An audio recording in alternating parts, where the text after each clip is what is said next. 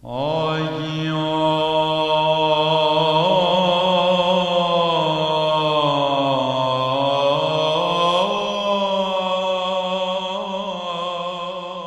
last time we talked, you said that the Enochian calls are actually calling in and ushering in Armageddon. And first of all, or not Armageddon, but the apocalypse. So I was like, oops, maybe I shouldn't have done that, because before I met you, I actually did several calls.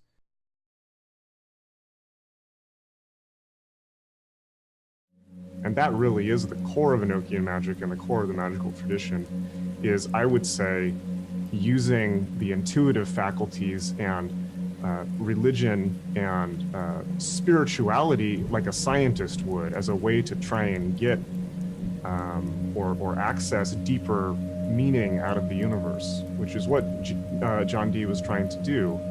And that's really the whole core of the Hermetic magical tradition, and it's the core of later movements like Rosicrucianism and to some extent Freemasonry, and certainly the Hermetic Order of the Golden Dawn, was this idea that is there a deeper wisdom, is there a hidden wisdom that's only perhaps available by talking to non-human beings like angels.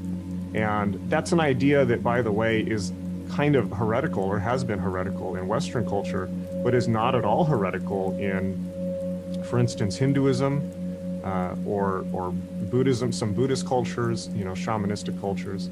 An example from a parallel culture is the Indian mathematician Srinivasan Ramanujan, who was a brilliant mathematician in the 20th century, who said that he taught himself math in the early part of the 20th. He grew up in an Indian village, taught himself math out of textbooks, and then made profound advances in theoretical mathematics that he said the information was all given to him by his family goddess Mahalakshmi, the goddess of wealth, right? And in the Hindu culture, that was just accepted as, okay, that's standard.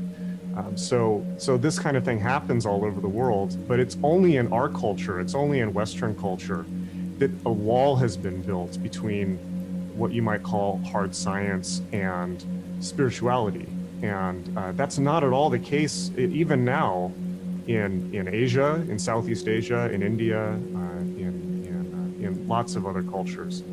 So where these things are taken much more seriously. But in our culture, at least in the past, our culture has divorced those two things. And I think that in our era, in our generation, we're witnessing them coming back together in a really profound way, and that's very exciting. We get to see really this spirit manifesting in the world.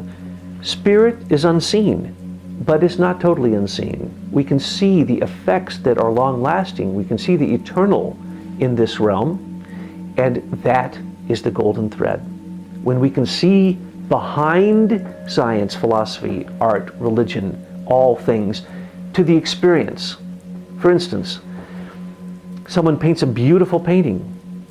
Everyone who comes up to that painting is going to have a different experience. And it really has nothing to do with the experience that the artist had. So the artist, as they painted it, had an experience like a master of art. But then when other people look at it, it's sometimes shocking to that artist to find that the master of mathematics might say, well, do you understand that the proportions you've painted are the golden mean? They're the Fibonacci series? And the artist looks at them like, no, I didn't know that I had done that. And then the philosopher says, do you understand that the 7 flowers, the 7 roses that are being offered in your picture here are the 7 planets? They're the 7 incarnations of the earth. They're the 7 notes in the scale. They're the And the artist says, no, I didn't know that. So the artist's experience in the process of his own self-development is added to by the wisdom given by other masters, or I don't know what you call a female master, but by other wise women, whoever this person is that is then looking at that art and having another experience, transfers that to the artist. So the leitmotif, the intent of the artist, is built upon by every person who participates in the perception of it. And that was the theme of of the glass bead game. Everyone who witnessed it was moved deeply on whatever level they could rise up to in the game. Same thing happens in anthroposophy or through the Gospel of Sophia and through cosmology. The more you understand of cosmology, the more you become familiar with other beings who are unseen in a hierarchical structure above and below you, and then you can participate with them, and then they give you elements that help you fill in the picture, because you may only have a rudimentary outline, a design of what it is that is then filled in by tapestry, that when it's finished, you look and you see the golden thread, and that golden thread spells who you are. So the way you, in a modern world, participate with this is to find your own synthesis of science, art, and religion, which is the directive of Theosophy and Anthroposophy and the Gospel of Sophia. It's to know yourself. This is a very, very base programming language. And it's the most powerful one. It's below machine code. It's literally just the base logic. I like to call it I like to call it the story base, right? The story, because that's how humans learn at the most fundamental level, is through stories and storytelling, right? Storyboarding, and this is why I've been spending the last couple months researching comic books, and how they handle continuality. 1973, Godzilla vs. Megalon movie poster. 1973, Superman comic. 1975, Cracked magazine cover. 1976, 9/11, a book by Thomas Chastain. 1976, Sesame Street magazine cover.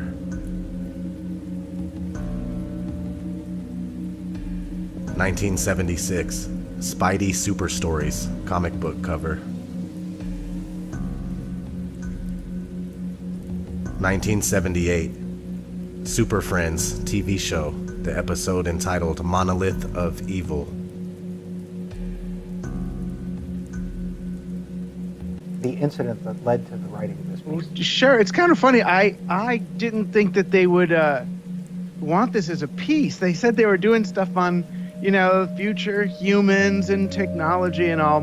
And I said, it's kind of funny. I always get asked to do these talks about the future, and I see myself more as a presentist, trying to explain what's happening, than a futurist. But I'll go if they're going to, pay enough money, and I'll try to tell them whether, 3D printing is going to be bigger than Bitcoin or whatever. Their, wealthy investors are just looking to figure out what ticker symbol to buy.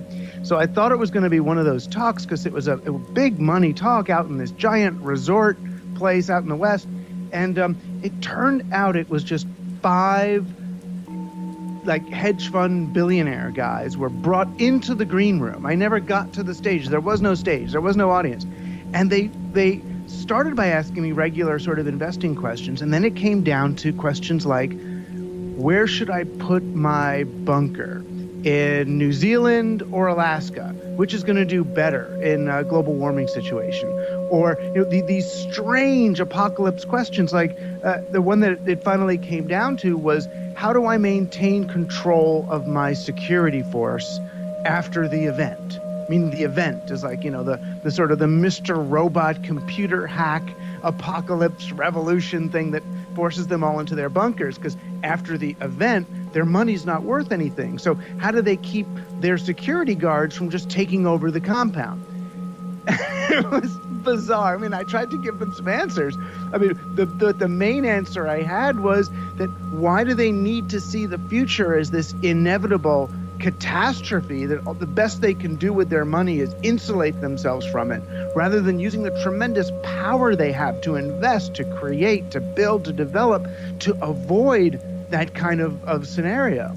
But they really saw themselves as powerless, and that was really the shock for me, that the super wealthy are really investing in how can they escape from the world they're creating with their business activity, rather than how can they do business activity to make a world that they would want to actually live in. I quite worry sometimes that there are certain the powerful people of our world either have already begun to see or will begin to see human beings like that. And I look at the way that people live now, where they just live hunched in front of computers or in cubicles or, impoverished, on opiates, going to Walmart. And I feel great sorrow and compassion and worry, because I feel that we're going into a future where humans are considered disposable and like things, and particularly as the population increases, there's not much work to go around as things like AI and automation start to show up. People have no idea what's going to happen in the next 15 years.